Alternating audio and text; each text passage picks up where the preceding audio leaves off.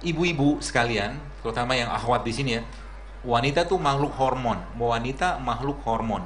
So jangan banyak makan makanan yang bisa memakai produk-produk yang bisa mengganggu hormon Anda.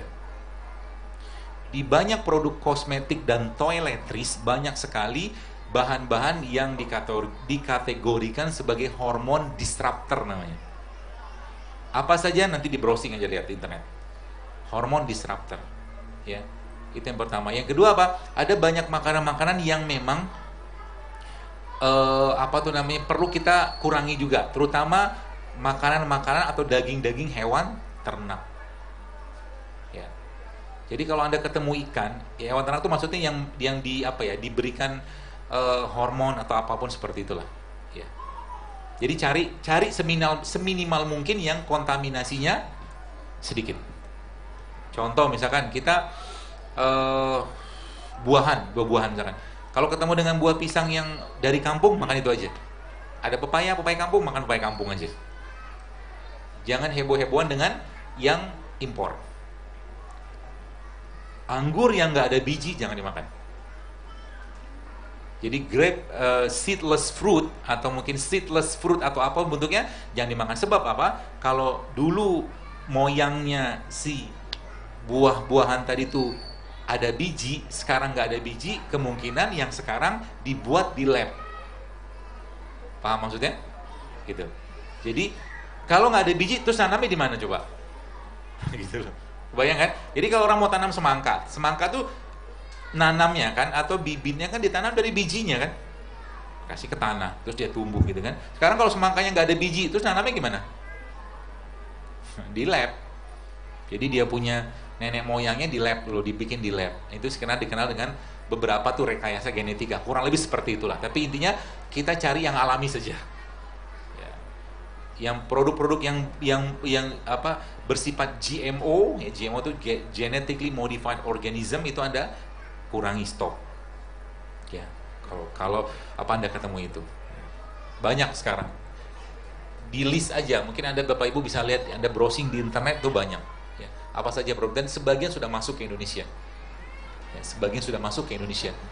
Bu, yang kita hadapi sekarang ini masalahnya adalah masalah di mana industri makanan tidak peduli dengan kesehatan. Industri kesehatan tidak peduli dengan makanan. Jadi era fitnah itu kayak begitu.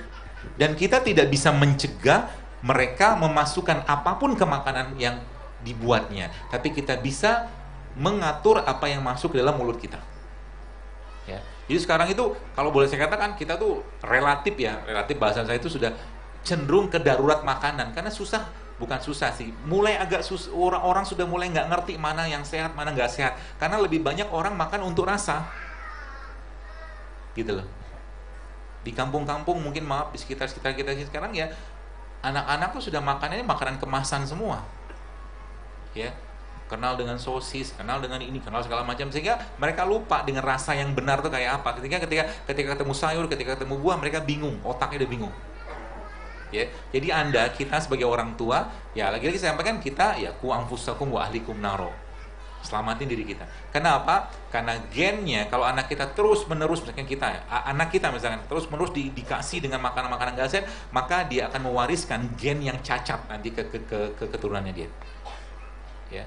Jadi apa yang kita makan, satu butir kurma yang kita makan akan mempengaruhi gen kita. Satu gorengan yang Anda makan akan mempengaruhi gen kita. Mungkin Bapak Ibu pernah ingat, atau mungkin pernah dapat satu keadaan di mana tiba-tiba gara-gara makan satu potong makanan alergi seluruh badannya. Ada kan?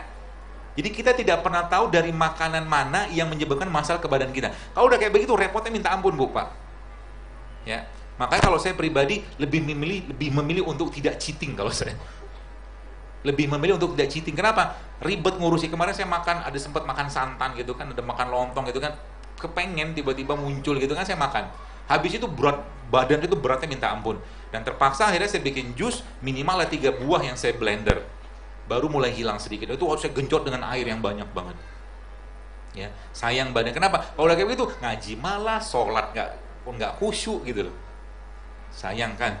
Jadi mari kita cintai badan kita ini, kita bersyukur dalam rangka menjadikan apa yang kita makan itu lebih memperbaiki ibadah kita. Jadi semuanya, lagi-lagi saya sampaikan, kita niatkan dalam rangka ketaatan, bukan untuk gaya-gayaan. Ya. Semua syariat dalam Islam menyehatkan, tapi kita tidak mengerjakannya untuk sehat. Kita mengerjakannya karena perintah Allah dan perintah Nabi SAW. Ya. Apa? Sebut apa? Rukun Islam tuh sehat semua loh. Sholat sehat, haji sehat, puasa sehat, zakat sehat, sodako sehat, semua. Sodako itu sedekah zakat lah gitu ya. Semua sehat. Bahkan ibadah yang paling luar biasa, contoh misalkan haji atau umroh itu kan memerlukan fisik yang luar biasa. Untuk bangun malam itu butuh fisik loh. Ya, maka demikian juga dengan orang-orang yang tidak memaksakan dirinya untuk hidup sehat. Sama juga dengan bahasa saya, kalau orang nggak memaksakan dirinya untuk sholat malam, sampai mati juga nggak bakal sholat malam. Kalau nggak maksain dirinya untuk hidup sehat, dalam rangka bersyukur dengan nikmat badan ini, sampai mati juga gini-gini aja terus, ujung-ujungnya apa? Masa tuanya hanya menuai penyakit. Sayang. Ya, mari kita perbaiki, dan kalau ada penyakit yang mulai sekarang minta sama Allah, ya Allah sembuhkan dengan semudah-mudahnya. Ya. Semudah-mudah dengan cara apa? Dengan cara apa yang kau tumbuhkan di atas tanahmu, mendapatkan mataharimu, mendapatkan airmu. Dia Allah kasih petunjuk. Ya, sesederhana itu sebenarnya. Kalau kita mau fafirru ilallah, kembali kepada Allah. Ya, kembali kepada Allah, karena kita ini ciptaannya Allah, bukan buatan siapapun, bukan buatan pabrik, bukan buatan siapapun. Allah yang menciptakan kita, dan Allah yang memberikan spare part-nya dari apa yang dia tumbuhkan. Ada kunyit, ada jeruk nipis, ada kurma, ada habatus sauda, semua obat sini. Softwarenya apa? Puasa, sodako, kan gitu. Istainu bisobri wassalah, baca Quran. Jadi kalau baca Quran, niatkan sama Allah, ya Allah, jadikan Al-Quran yang aku baca ini menjadi wasilah untuk aku sembuh. Bisa. Jadi jangan cuma sekedar baca, tapi minta sama Allah. Seperti itu.